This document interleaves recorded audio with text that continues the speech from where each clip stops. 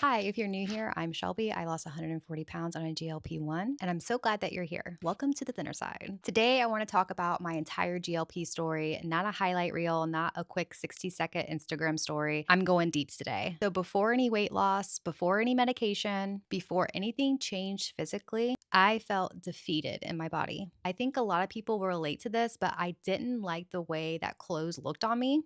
I felt like I couldn't even find my style because when I looked in the mirror, things just didn't look right.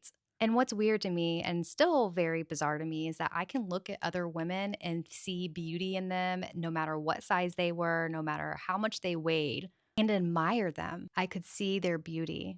I envied their confidence. But when it came to my own body, there was just disgust. And it's hard to admit that. I don't like saying that part out loud because I tried really hard to change my mindset around the way I viewed my body. I wanted to believe in beauty at any size. And I did, but I couldn't see it within myself no matter how hard I tried. And there was a lot of shame tied up into this. I spent a lot of time feeling bad about not being able to lose the weight. Why couldn't I do this? It's not that hard. Get your act together. I had tried so many times. There were some years that I was semi successful, but of course, it always came back. The smallest I've gotten to as an adult was around 175.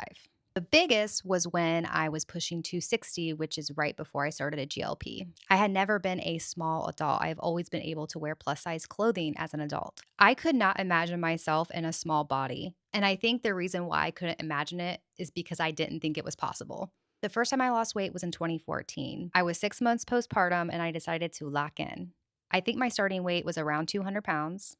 And through strenuous cardio and probably extreme restriction, counting calories, Weight Watchers, things like that, I was able to get down to 175. And I honestly felt great. I was really proud of myself. But spoiler alert, it did not last. All of that weight came back plus some more. And then I got pregnant with my daughter in 2015, gained weight during my pregnancy. And when I gave birth to her, I was around 220. Same timeline, 6 months postpartum, it's time to lock in. I did the same thing I did before, running my ass off, eating very little. And although I was proud of myself, I was mentally struggling because I always felt like I had to be in control. Are we going out to eat? What's the menu like? What's the calories like? And this is back in 2015, 2016, where yes, we have technology, but it isn't like what we have today with all of the apps to help you figure out the estimated calories in certain foods and things like that. So I would feel myself getting angry when there were family events to go to because I knew there was going to be yummy food and I knew that it was going to be a struggle for me to resist that. So there was always this mental struggle. In this round, again, I got back down to 175. It felt like that was my set point.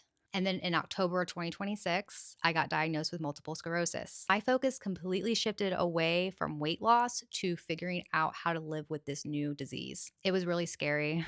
I'll make another video about my MS journey. So make sure you're subscribed and getting notifications if you want to hear about that. By spring, I was back to 220.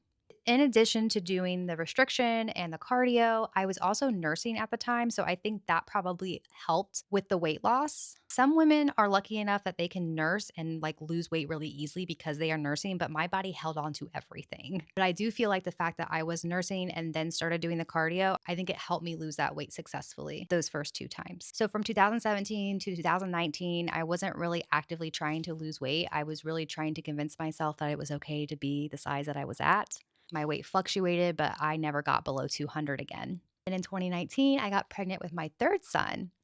And I was starting out this pregnancy the biggest I've ever been. By the time that I gave birth to him, I was 240 and surprisingly got back down to 220 without really doing much. 220 seemed to be like a set point for me in my 30s. And then that 6 months postpartum time came around and I said, let's do it again. The other two times it worked.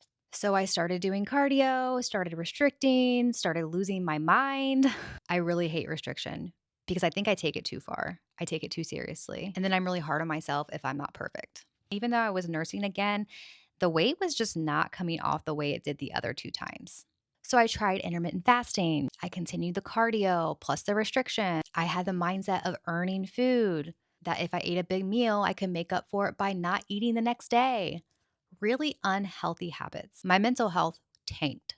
I always felt like I was in a power struggle with myself. Food controlled my thoughts and I was miserable. When I first heard about GLPs, my reaction went in phases. First, I was skeptical. Then I was curious. Then I was honestly jealous because I assumed I would never get access. And I don't want those side effects anyway.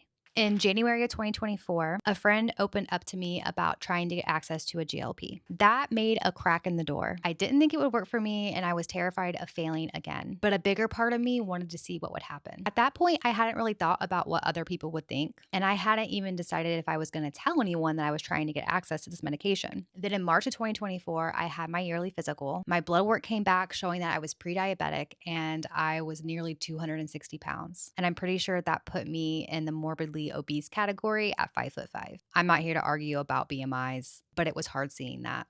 This was my lowest point. Yes, I was unhappy with how I looked. I hated getting dressed in the mornings. I felt ugly.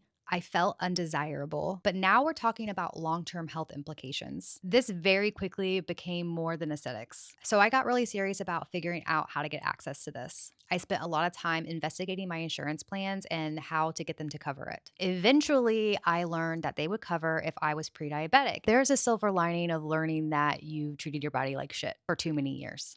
When I finally got my prescription in April 2024, things moved pretty fast. The first few weeks, I was shocked at how fast I felt the medication working. And the side effects hit hard and fast. But to be completely honest, that was my fault. It became pretty obvious that eating a cheeseburger right before you take your medication is not the best choice. You think? It would always end up with me running to the bathroom every 20 to 30 minutes. I'm still proud to say that I've never shit my pants, but it has come close a few times. The food noise, though, that took a minute for me to realize that it was gone. Dopamine hits from my favorite foods when I had a bad day. The constant back and forth in my head, do it, don't do it, just do it. It was gone. I would eat something and I would feel satisfied. I felt in control and not like I was refereeing a battle inside my head. It was just quiet. I have ADHD, and looking back, I realize how much that impacted my relationship with food. Food was definitely dopamine for me. Eating because I was bored, eating because I needed stimulation. At the time, I would have told you that I don't really eat that much.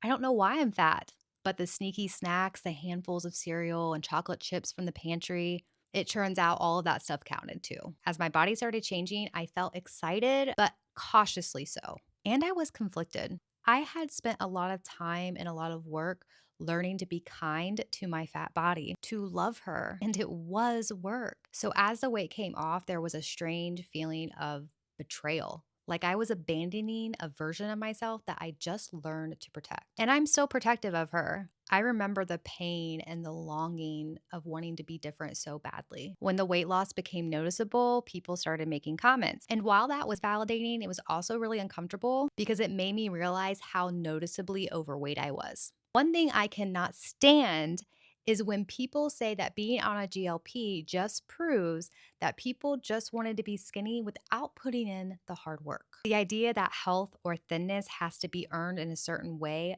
baffles me. On paper, weight loss is just calories in, calories out. Very simple. Why can't everybody do it? But the real question is why that equation eludes so many people. There's mental health, ADHD, age, medical conditions, hormones, life, and sometimes those barriers are stacking on top of each other. And I still don't know exactly where I fit in now. As a new thin, I know that my body is now more acceptable to society. But because I use a GLP, it's like I'm not fully welcome here. Like I need to prove I belong. It's like I need to have a little asterisk next to anything that I say regarding a GLP, like I also work out. I also eat healthy. It reminds me a lot of old money versus new money. If I was that kind of person, I would say that this screams new money. I had zero expectations when I started this journey, and I did not want to get my hopes up. But after losing 100 pounds in about 9 months, I realized that I could keep going. Around 150 pounds, people started saying, okay, stop. But my body still didn't feel just right for me yet. Maintenance for me means being on this medication for a really long time, maybe forever. And I'm okay with that. I take medications for my MS so I don't become disabled, to at least give me the chance not to become disabled. I view taking GLPs the same way. I'm no longer obese and I want it to stay that way. The medication has helped me with so much more than just weight loss. And the scientific community keeps finding new potential benefits. A lot of research still needs to be done, but all of this looks very promising. If the scale never changed again for me, this journey would still be worth it because it showed me what I am capable of. I never thought I would become that before and after that I used to wish so hard for. And that confidence spills into everything else. It makes me pause and think, What can I do that I used to think I couldn't do? And I wish someone would have told me about the mental shift that comes along with major weight loss. The after, not knowing where you fit, not knowing how to dress your body, that weird urge to tell people that you used to be fat, being the same person, but also being completely different. If you're worried about how people will perceive you for taking a GLP, here's what I'll say. You are going to be judged by certain people no matter what you do.